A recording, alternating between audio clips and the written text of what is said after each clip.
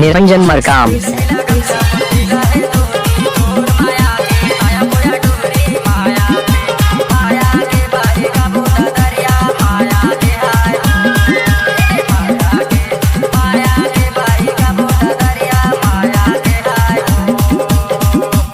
आपने सुना ही होगा डीजे निरंजन मरकाम झांझरोला वाले।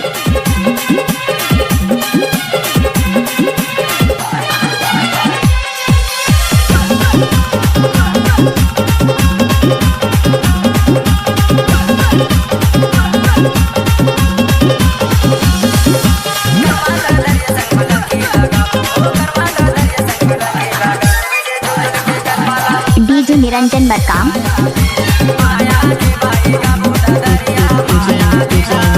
निरंजन मरकाम।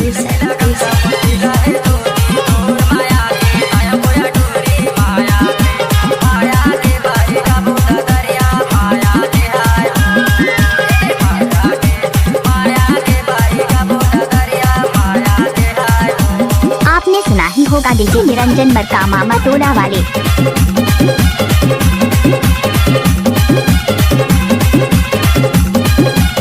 डीजे निरंजन मरकाम।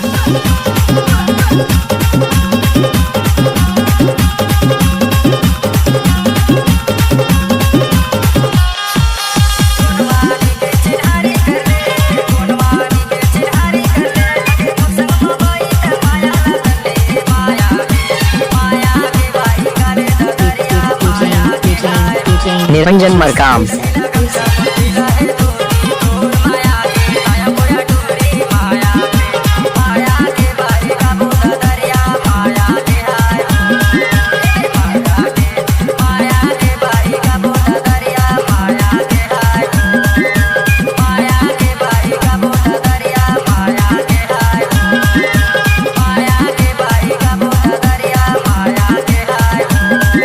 निरंजन मरकाम।